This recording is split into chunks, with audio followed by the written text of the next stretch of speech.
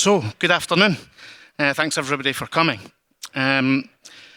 Today, the reason that I'm here is primarily for myself, because I want to convince you all that I'm not absolutely crazy. Okay? At SoftBet, we've decided that we're going to launch into the US market in New Jersey, despite all of the challenges that come with that. And I'm going to spend 10 minutes convincing you of the reasons of why we're doing it. We think it's a great idea. We think it's actually the ideal opportunity to take advantage at the moment. You're all sat there saying, Martin, you're crazy, but hopefully in 10 minutes' time, you'll actually understand the rationale a little bit better. So, I'm Martin Collins. I'm the CBDO at SoftBet, and this idea stemmed from a lot of us, but primarily myself. And there's various reasons that I think it's a good idea. My counterpart there before I came on was talking about the volatility in the market at the moment. And you all know if you can take advantage of volatility, whether that's up or down, then it can be a positive step forward. So, if we go back, the US had become a very saturated market. Each state, including New Jersey, had a ridiculous amount of operators. Even now, if you take sportsbook, casino, and poker operators, there's 30 in that market, and there's just north of 10 million people within the market. So, and it was very, very difficult. The barriers to entry were very strong in the beginning. You know, you had your market access deals, you had your third-party contracts, you had your certification with the DGE. But regardless of that, everybody thought it was the gold rush. Okay, we were going back to when everybody came and went west, and everybody was going to make a lot of money from it. There was no question about it. It was going to be a massive opportunity for everybody. However, it's not quite turned out like that. Not for everybody in any case. Many have actually come into the market, they've looked at it, they've invested a lot of cash, and then they've walked away from it. Now, I suppose we need to ask ourselves the question, why is that the case? Why has that happened? And I think a lot of the reasons are fairly clear. You know, a lot of people wanted to be first to market and maybe sacrifice their product. Okay, a lot of people didn't really understand the competition that was going to exist in the market, and they didn't realise how much money they were going to invest in order to get a positive market share. So, we have this situation whereby we have 30 operators across 3 different products. Okay, we have people leaving the market. So again, I'm going to ask myself this question. Are we crazy to come into this market at the moment? It's dominated by 2 or 3 players in New Jersey, as it is in the majority of states. But again, look at the picture, please, guys. You know, is it hard? Of course it's hard. It's a challenge. But is there an opportunity here? We can take this market by storm and really make an impact. But why is that the case? It's because the perspective is changing, guys. You know, when you're walking up a mountain, okay, when Edmund Hillary went to Mount Everest, many, many people had tried to do it before him and failed. In fact, a lot of people had died doing it. But he went to base camp in Everest, and what he did was he found the best Sherpas there who had never been utilised before. And he climbed that mountain, and he got to the top, and he was the first person to ever be on top of the world. After that, many people did it. Obviously within the window of the weather constraints, but many people did it. And we're of the opinion that we can be the first. We can go to the top of that mountain and really bring something positive to the market and show the path for everybody else to move forward. So, where are the key areas that we believe that you can make a positive difference within the market? I alluded earlier that the majority of people that come into the US market, including the current incumbents, were very much about getting first to market. They wanted their brand there in the first day in order to be able to start generating revenue and building their customer base and cross-selling from their existing customer bases. But from my perspective, from our perspective as a business, they sacrificed the UI UX challenge that comes. If you look at the majority of sites that exist in New Jersey and the wider states within the US, you'll see that it's very similar to the European UI UX from around about 2012, 2013. And there's been no major changes within that. over that 12, 13-year period. So as a consequence, the customers that are coming through are not getting the experience that they expect. What do I mean by that? When we talk about mobile native customers, these are guys that grew up with a mobile phone in their hand. I wasn't lucky enough to have that. I'm a little bit too old for that. But this cohort that's coming through and starting to get disposable income have a massive expectation, way beyond what mine is, of what their experience is when they interact with an app. They expect to be able to give them an experience that engages with them, that they want to go back to time and time again. And this is the key area for us. The UI UX needs to change in order to be able to give these customers that are coming through the experience that they're looking for.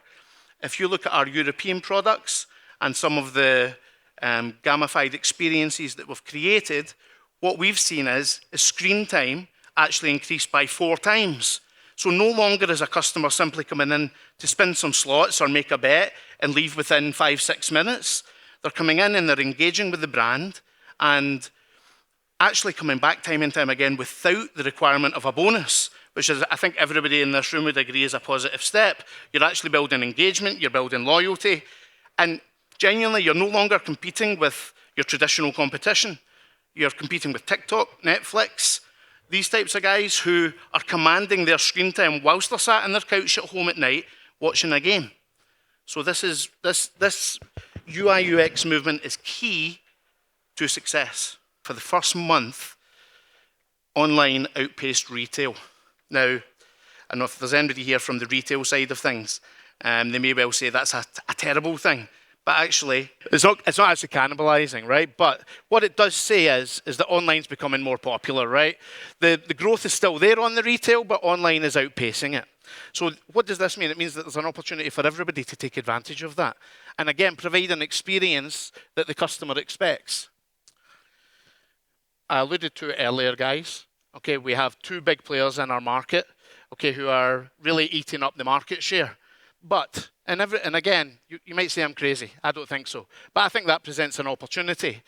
Let's say, for example, that you had 10 equal players in a market. It would be much more difficult for you to enter that and take market share than when 2 actually dominate, from my perspective, because you can differentiate better. You can differentiate in terms of your product, your experience, your flow, everything that you do. So yeah, these 2 guys, they might have a big market share now, but it's something that can be taken advantage of and you can focus on it rather than having to concentrate on the 10 that I mentioned.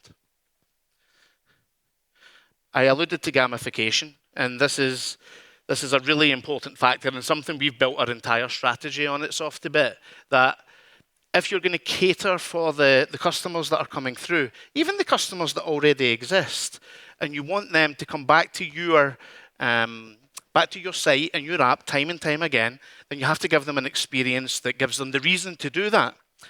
I always mention a story when I come here and I go to the New Jersey Turnpike into New Jersey, and there's a big billboard there, and invariably every time that you go round there, it's a betting company that is taking that advertising space. So when I was here last May, FanDuel was there, and they had a deposit $5 and get $500 free. Okay, now in Europe that's unheard of, and I know they want market share. I get it.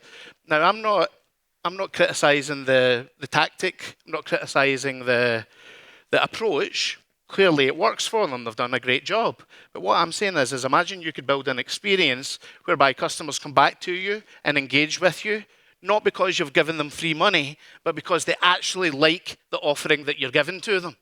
They engage with it. They're loyal to you. And you don't need to give them crazy bonuses and promotions in order to keep them coming back time and time again. This is a really important factor. And the number 1 factor for me that makes me think I'm not crazy. Okay, the panel that was on before us was talking a lot about sweepstakes, but there's other aspects, right? So you have sweepstakes, you have crypto, okay, you have these fortune solutions that are coming through, and invariably that is going to have a massive impact on the legal framework of the entire industry. The guys were talking about how literally in a year from last year when they spoke about it, everything's changed. Now, this is going to start impacting iCasino, and iCasino is going to roll out as well. This January, there was 14 legislative movements by states in order to move iCasino forward. Now, all of them have now, unfortunately, dead. Okay, but I think it shows the intent of the industry to actually take control, of the situation, increase tax in order to cover the deficits that exist, and give the customer the experience that they're looking for. RG is really important, and it's starting to come alive in the US.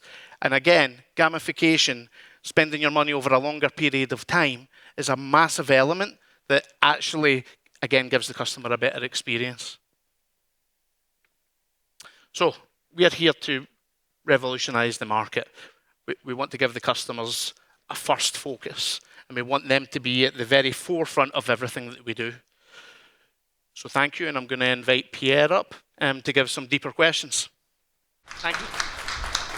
So Martin, great presentation first and foremost of the plans that you are now kind of basing your thesis on for the entry into the US. But for the audience here that perhaps don't know SoftBet as well as we do, can you introduce the company a little bit more and talk a little bit about the background of SoftBet? Sure. At SoftBet, we are 8.5 years old. We primarily started and continue to be a B2C organization. We stemmed from the Ukraine, but when things started to become a little bit difficult there, we moved the operation to Cyprus. We also have offices in Malta and Bulgaria. And currently we are operating with 16 licenses. And about 2.5, 3 years ago, we started also delivering B2B. So our strong belief is that we can create a proof of concept with our B2C and then sell that from a B2B perspective. Many people here may think what I'm saying, again, is a little bit crazy, but and that ultimately operators don't want to compete with their platform provider. However, if you guys ask yourself one simple question, what are the 3 main issues with your platform provider? Every single one of them will be that they don't have a B2C focus. So we believe with this B2C focus, we don't become a bottleneck. We understand the challenges that you're having, and we know how to drive revenue. So as a partner from a B2B perspective, we think we stand out quite significantly as well. Brilliant. And I've had the pleasure to go to the customer appreciation events of SoftBet each year in Cyprus, and spectacular events, of course. And one of the things that SoftBet does really great is you, on a year-to-year basis, you talk openly about the success the company has, and you report some numbers, even though you're a private company. Can you talk more about the success the company has seen in the last few years? Okay, so from what I would say first and foremost is that from a cultural perspective, the business is entirely built upon opportunity. You guys, me, have worked for organizations in the past, and they constantly look for reasons not to actually do things, not to actually make money. Everything's a blocker, everything's a challenge. Whereas what I would genuinely say about SoftBet is that we genuinely look at every opportunity, and if we think there's a business case there, then we will drive forward with it. And that drive and that passion and that willingness to deliver something specifically for the customer, as you've just seen, has ended up with a ridiculous amount of success, culminating last year in 200 million euros net profit. Brilliant, yes. And speaking of growth, you have some news today for us, don't you? Yes. You want to share those, please? Okay, so so you're thinking, why on earth, what's going on here, what's happening? But actually in June, July time, we will be launching into New Jersey. With a B2C offering, both casino and sports. And again, the gamification and everything's there, but we're also going to build an entirely new UI UX that the market hasn't seen before. And this is going to be something that we believe will resonate strongly with those mobile native customers that we spoke about. We think there's a real opportunity there. Brilliant. And you already signed a first agreement with Caesars, didn't you? A partnership with Caesars. How much does that mean? We did the market access deal with Caesars, yes. So as you may know, in New Jersey, retail control the market access for brands like us in order to be able to operate there. And we did a great deal. We've got a really good relationship. And they've got lots of experience within the market, having not only ran their own brands, but had third parties on other licenses that they have. So yeah, we see a really positive relationship blossoming there. Brilliant. And I think from my perspective, if there's one trend that I've spotted in the last year, it is that the industry has now gone from talking about gamification to actually executing and implementing gamification. I spoke to Simon of Fast Track here earlier, and he talked about that. It's specifically gamification, gamification, gamification. And this is specifically what you are bringing to the market here. Can you talk more about gamification and why it's so important? Yeah. So the majority of B2C operators with their own platforms are operating through a third-party platform. For the last 10 years, probably had some sort of gamification. So they would have had leaderboards, they would have achievements. Okay, they would have had maybe collections, perhaps. Okay, so this was fairly standard. Everybody had it, and everybody knew that it drove the major KPIs within their business relatively well.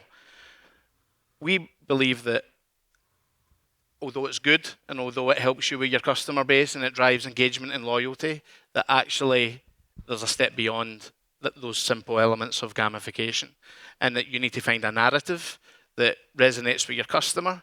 We have about 25 mechanics that we utilize from a gamified experience, and they're all built for different cohorts.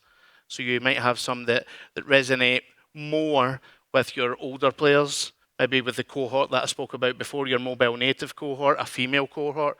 We've got 25 different mechanics, all built for different audiences, bringing a different narrative that resonates with them.